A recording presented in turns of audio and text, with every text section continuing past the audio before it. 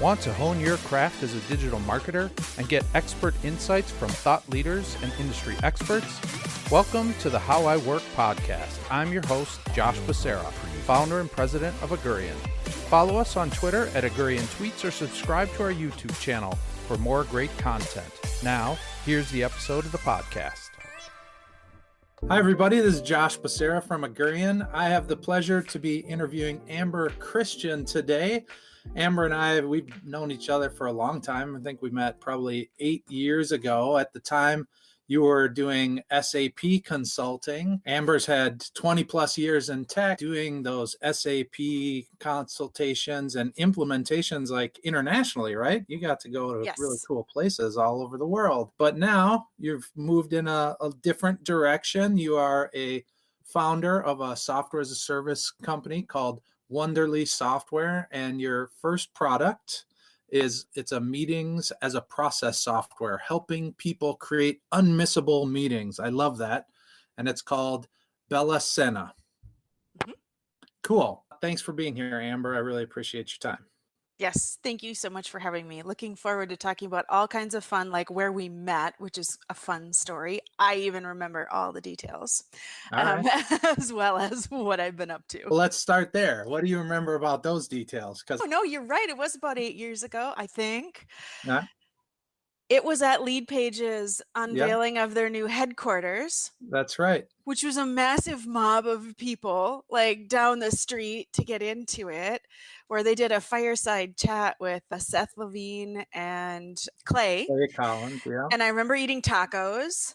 And I remember we had scored one of the few little tables that was available. It was myself and my husband, and we were talking with you, and we were talking about both of your startups, because we were also talking about the toilet startup as well. Yes. The other thing that you do. And I'm like, oh, it's so interesting. I got crazy stuff going on, right? So yes, you do. That startup of mine has since gone into the background and fully dedicated to the digital marketing scene these days. And you have experienced changes too since then. But why don't we start out with kind of this experience doing SAP consulting and implementations. I want to hear about like some of the coolest places you got to visit when you were doing that.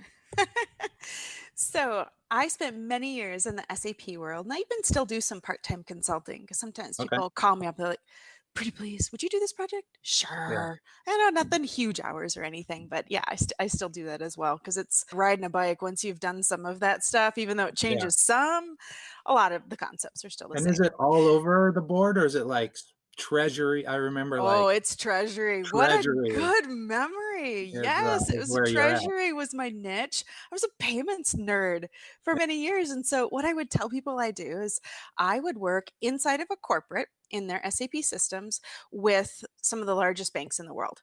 So I would be working with folks from Wells Fargo, Citigroup, JP Morgan, US Bank, etc., actually helping make sure that our suppliers could get paid. Payroll was getting paid. It was really all around payments technology. And I did that both in the US and then internationally. So I actually had done implementations for 65 countries, hadn't been on the ground in all of them, but I got 6 continents. I've actually visited 6 continents. I'm still missing Antarctica. If any of your listeners ever hears about an implementation in Antarctica, I'm in. Sounds good. The penguins need SAP for sure. Absolutely. Now, coolest places I've been. I had the opportunity to go to Milan, Italy for a work trip and spend a couple of weeks there. I was taught the finer points of drinking espresso, as well as teaching them how SAP finance systems worked. Cool. And probably the coolest experience is when I got to go to South Africa, though. I was a keynote speaker at a finance conference in South Africa, and that was a pretty incredible experience. And that was actually my first trip to Africa. So that one was also memorable. I got to go. Did you spend some time outside of the conference then? Oh, you better believe it. Safari and things, yeah.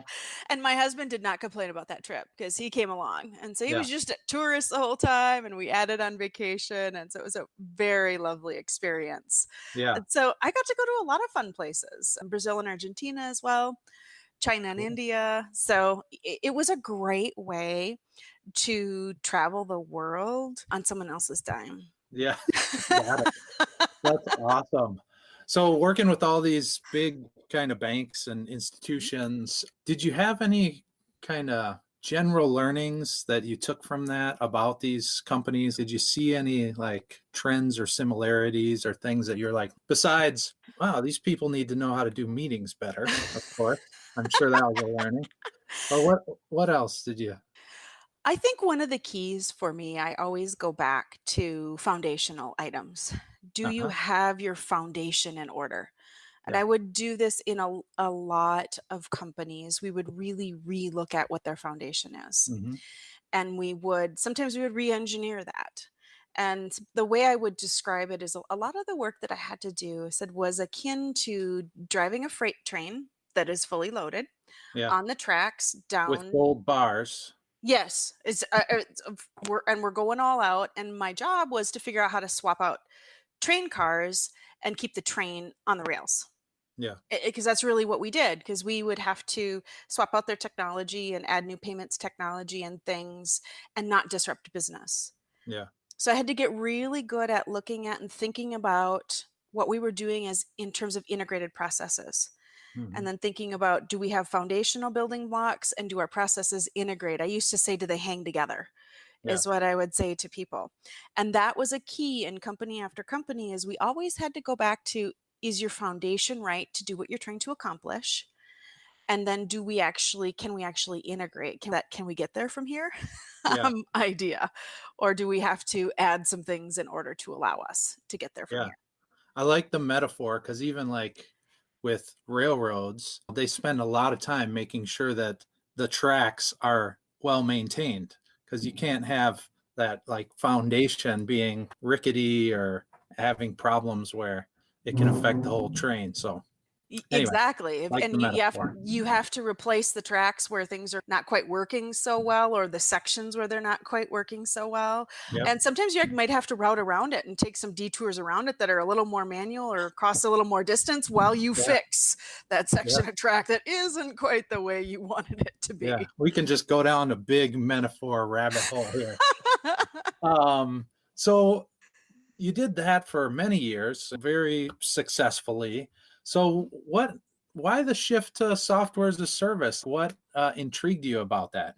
Yeah, who goes from this to this, right? Yeah, Yeah, who goes from I mean, corporate hey, Fortune 500 to saying, I'm going to go build software? I do crazy things like you, so don't worry. Mhm. I get the shifting, but I'd be curious what intrigued you about software. Yep. In my SAP career, people would always ask me, they said, "Gosh, you keep adding more and more countries." And they're like, "Wow, look at how many places you've been, how much you've done." They would say, "When is it enough, Amber?" Hmm. And I would stare at them blankly because I would have no idea what enough was. Yeah. I don't know. I didn't have a milestone I was trying to accomplish. I just didn't. And literally, I woke up one morning and I had this stray thought that was basically, it was, well, get ready. Something else is coming. Hmm. You might not be doing this SAP thing forever. There, and I thought at the time it was very disturbing, Josh. Yeah. It's like, what? No, What does I'm at the that top of mean? my game. I don't think that whatever that was, go away. No. Right. Yeah. The And subconscious was talking to you. exactly. And I had no idea what that was going to look like, what that was going to mean, what that was going to be. I had no idea until several months later. I just had this kind of awakening about the challenges around meetings. Hmm. And really, if our meetings are not functional, how much money does it actually cost us? And that actually, to make them functional, there's a few things we need to do that some of us do, but most of us don't. Yeah. And that, what if we actually put that in software to help us run meetings better? Yeah.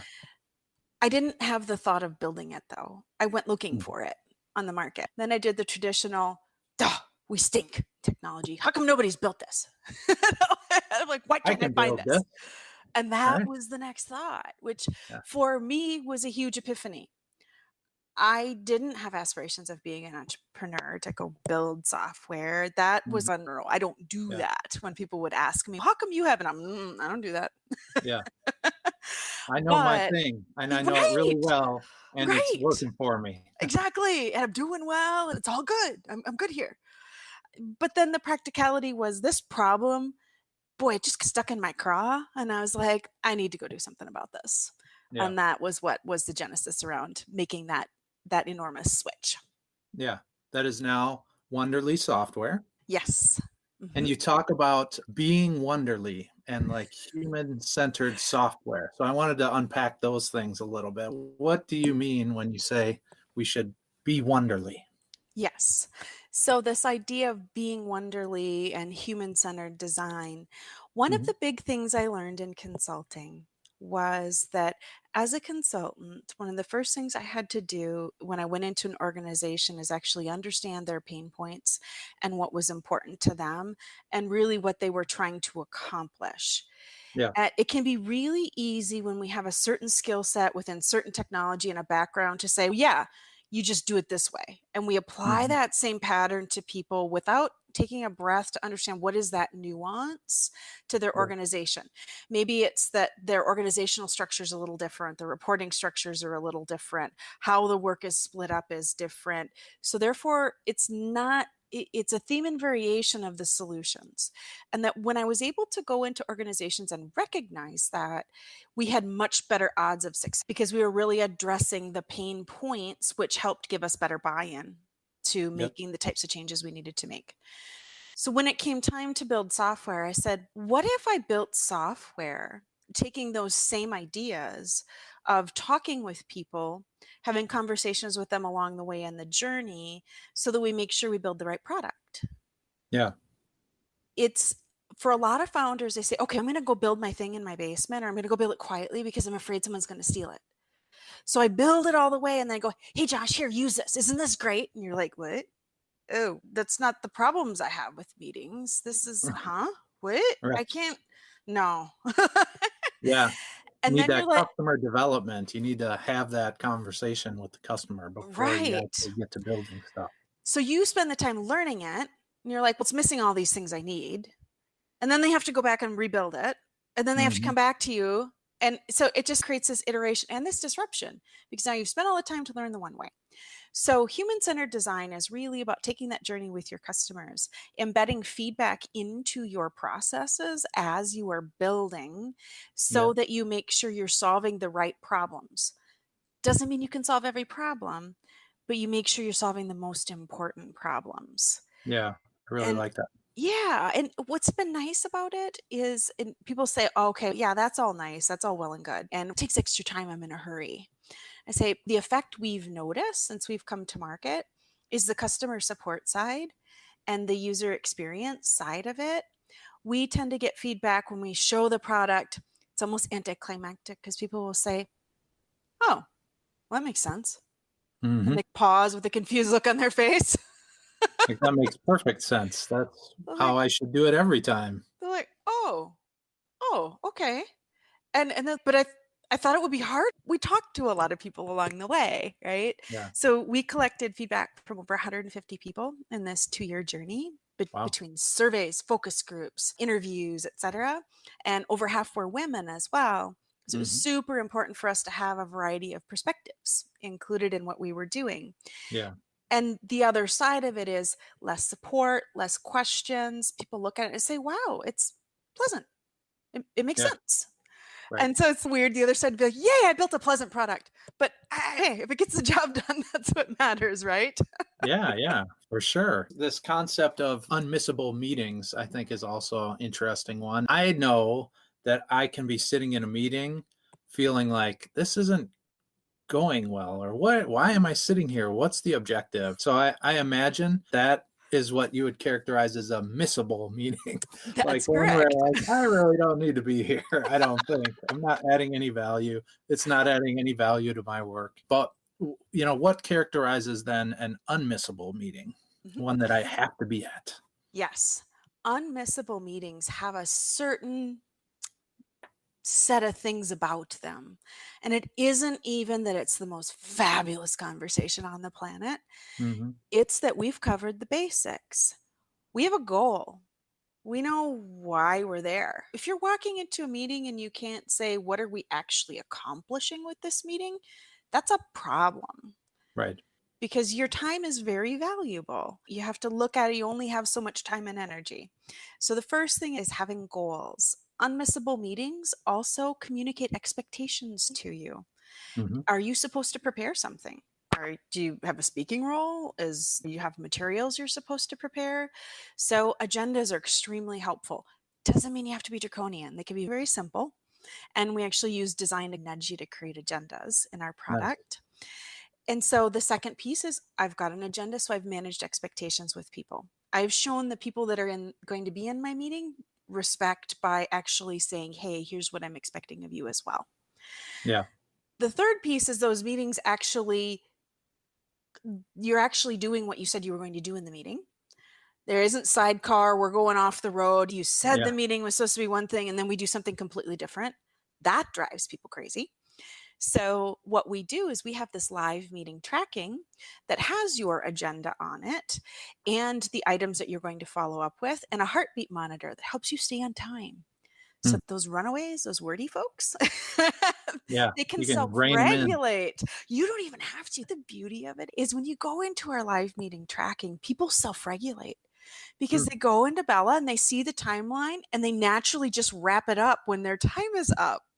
So nobody has to be the bad guy. You don't have to say to that wordy guy that just won't be quiet. He sees it the same way you do too. So he's like, okay, let me just wrap it up. We move on. Person, whenever you're on a panel or speaking, there's that person in the front row who's like 1 minute left. So you just have somebody like that in the meeting with you at all times. Exactly. And you take the pressure off the participants to have to be the bad guy. And then that takes care of a lot of other dynamics and challenges that people experience. And then what also makes a meeting unmissable is understanding, having notes with it and who's going to do the follow-ups. Yeah. Actually having that called out. And so those are the main components to what makes a meeting unmissable, because what's expected up front, it's actually tracked and runs on time, and the outcome of it. That makes them unmissable. And that seems so simple, yet not very easy to accomplish at all times.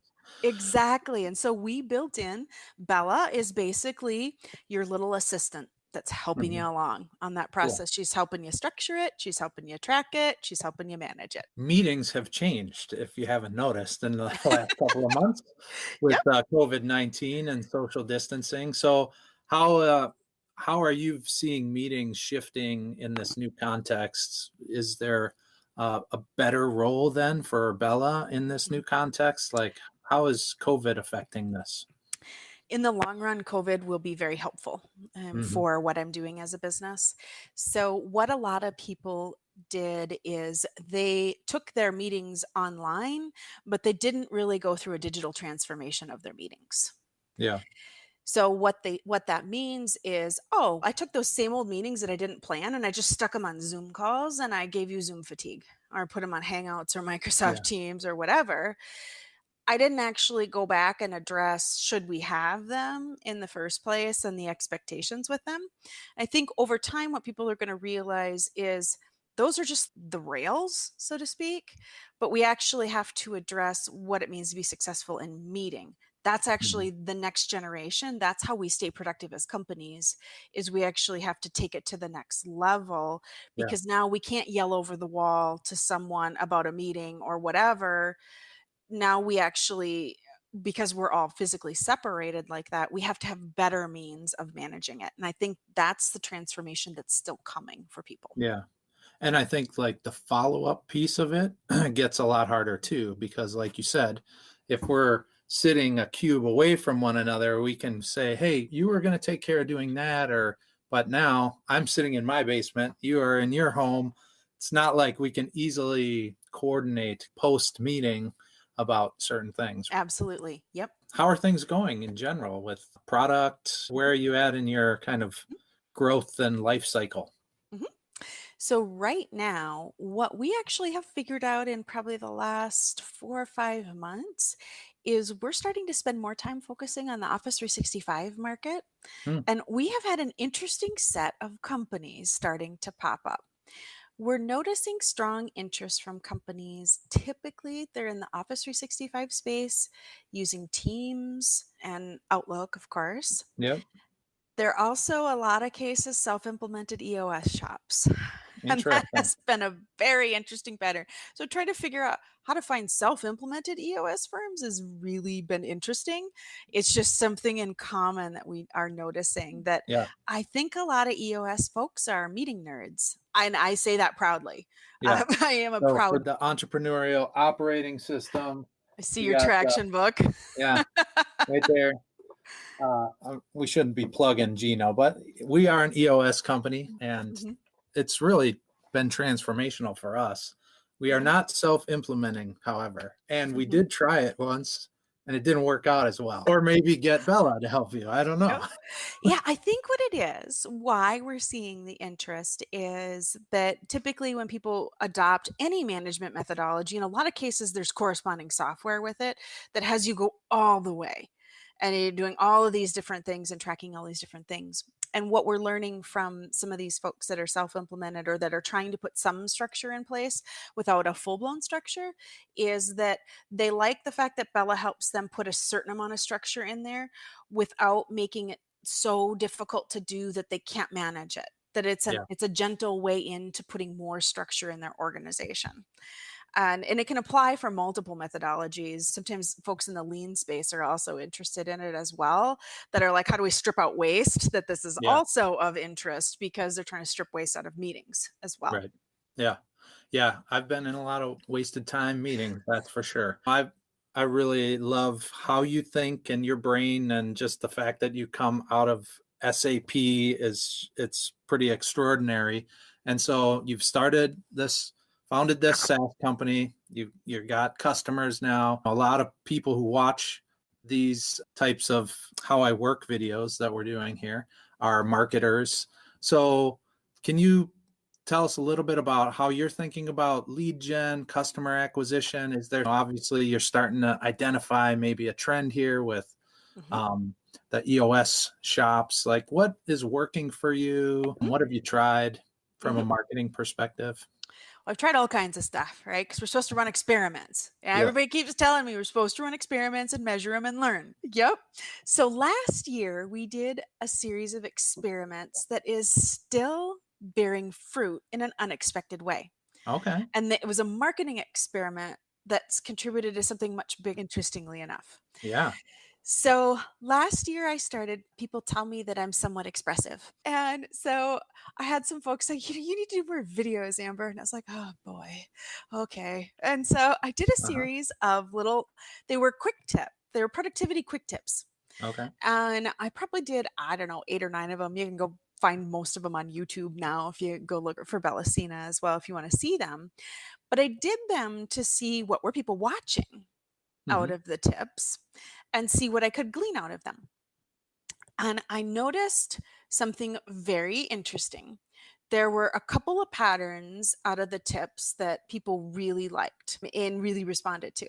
One of them was when I called it, do you like it when your manager sets up a quick meeting? I put in air quotes, which freaks everyone out because they think they're getting fired. That Yeah. had some of my highest engagement. I couldn't really figure out how to take that into anything else. One of my really viewed ones as well, though, was, do you even need a to-do list? Hmm. I thought, okay, now this surprised me. And Yeah.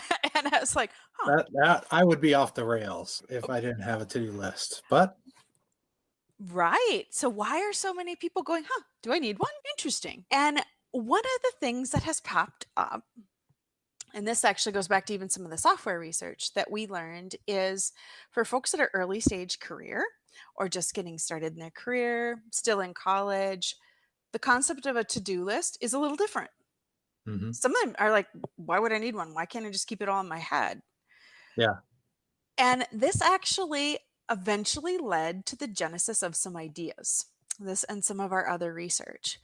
As we started talking about meetings and we started seeing what people were watching, we actually also were asking questions about who teaches you how to run a good meeting. Mhm. So, who taught you, Josh? Who taught you how to run a meeting? Oh, man. First, I would defer to the team to see whether I actually run a good meeting or not. Generally speaking, we follow like that L10 structure out of Because EOS. EOS. But I And bet you didn't do that at the beginning of your career. no, not at the beginning of my career. I don't know who actually taught me. I bet It the was answer is no one that if was a you're like long time most ago. people. Yeah. Yeah. Most what we've learned when we start asking a lot of these questions, that's what our marketing efforts have been helping us with, is we're figuring out that in a lot of cases, you weren't really taught a whole lot about meetings. You just start showing up at them when you get your Yeah. first job and you figure out what's going on based on what happens in that room, but doesn't really get explained to you, nor do you really get told how to do it. And at some point, you just have to start doing it. Yeah. And you might move to a different department and you pick up what you like from that other manager, but nobody really explains these mystifying things called meetings. Yeah. And that has actually led to our second revenue stream that's going to be coming in a couple of months. Okay. Online training courses that Interesting. go back to the beginning and explain meetings, some of these core concepts for folks that might not have a background where they're used to that, or Right. where we might want to say, oh, maybe we should be thinking about setting up different types of meetings in different ways. Yeah. So that is actually where marketing has been super helpful, is all the experiments we've been running on content and seeing what's getting engagement and seeing what we're hearing and what feedback we got allowed us from a product's perspective to start drawing some conclusions about things we needed to add so that it's not going to be purely a software play. There's also going to be a training play that's about skills, not Yeah. our product. Yeah. So all of this kind of came out of some of those insights that you started deriving from just early experimentation with video, with topics and things like that. That's really cool. There was like an analogy running through my head while you were talking about nobody teaches you how to do meetings, and that's like parenting. Nobody teaches you how to be a parent. And a lot of times you rely on how you were brought up, or in Right. the case of meetings, like the meetings that you've participated in, then that's your kind of only frame for how meetings need to be run. And so you're just like, hey, I had a cool boss at that other job. I'm going to run the meetings that like that person did. And it's not always like best practice that you're implementing. Right. Yeah. Or we set people up for failure. We hire someone in and we just go, here, go do this thing, but we don't really tell them what that thing is. Yeah. And it's very definitional, and it's only been in the last month or so that we've really been honing in on it. What we're going to start talking about, you'll hear us talking about invisible expectations that we have for people. Like, we hire them into our organization and they show up at that meeting and you're like, where's the agenda? And they're like, what? I was supposed to have an agenda? Did anyone tell them? Right. They're like, oh.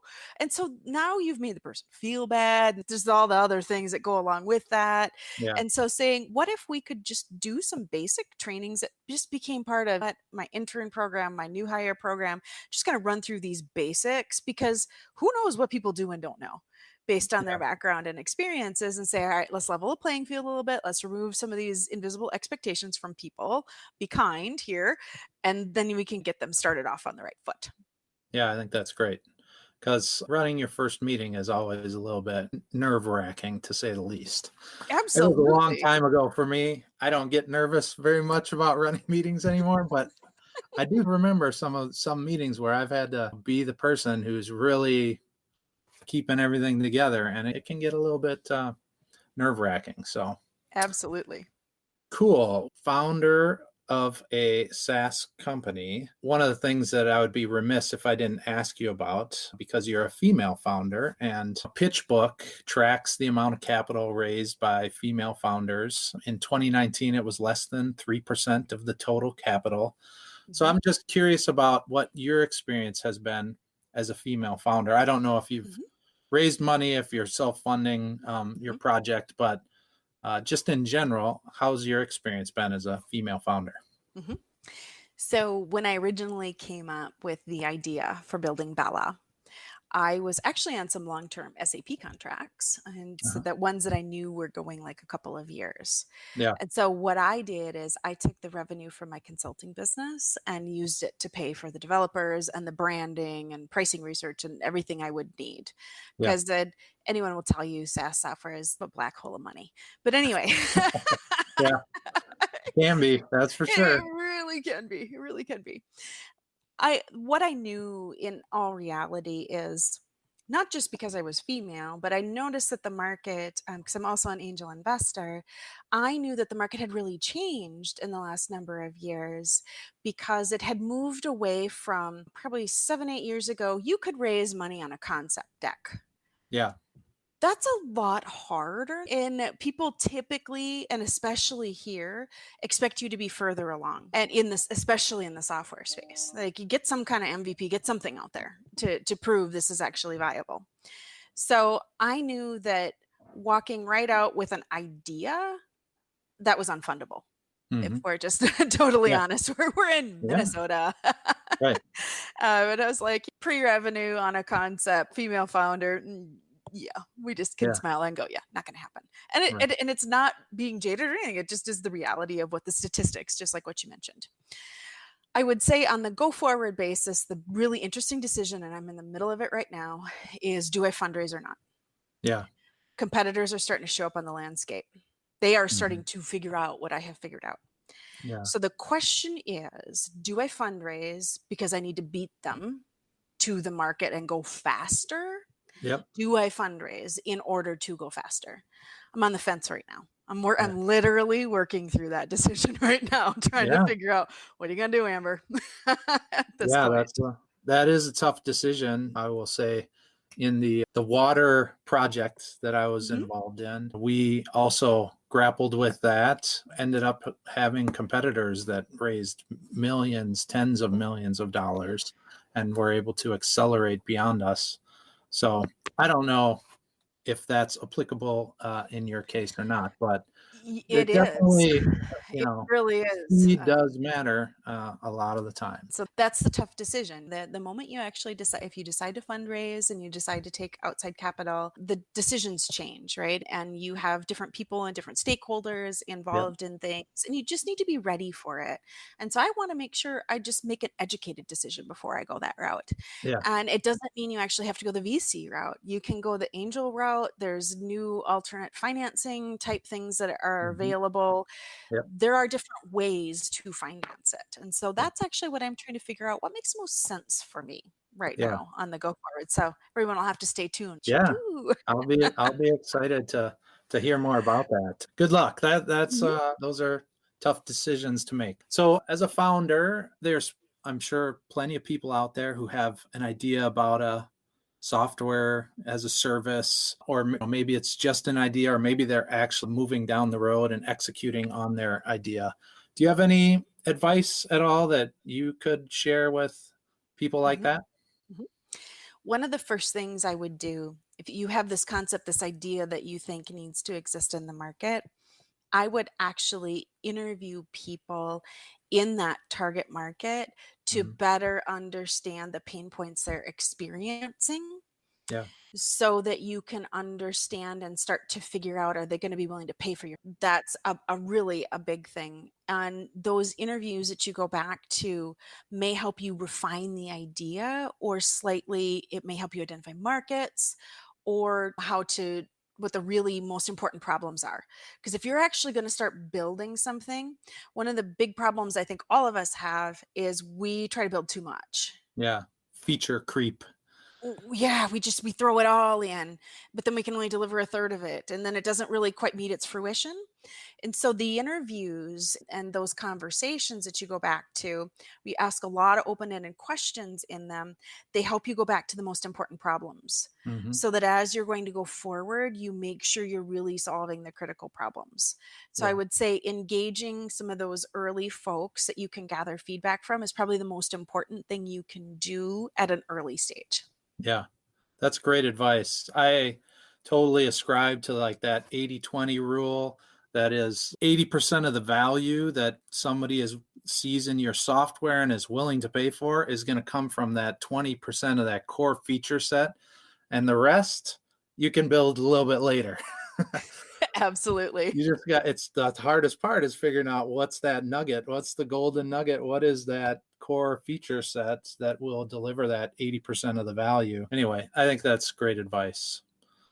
Cool. This has been really fun. I always love talking with you, and we could probably go on for hours, but I'm really excited for what you're doing, moving in as a founder in the software as a service space. We'll definitely continue to track your progress and see what you do with some of these decisions on your horizon. So I really appreciate the time. Thank you so much for having me. Yeah, this has been a lot of fun. Thanks, Amber. Yep.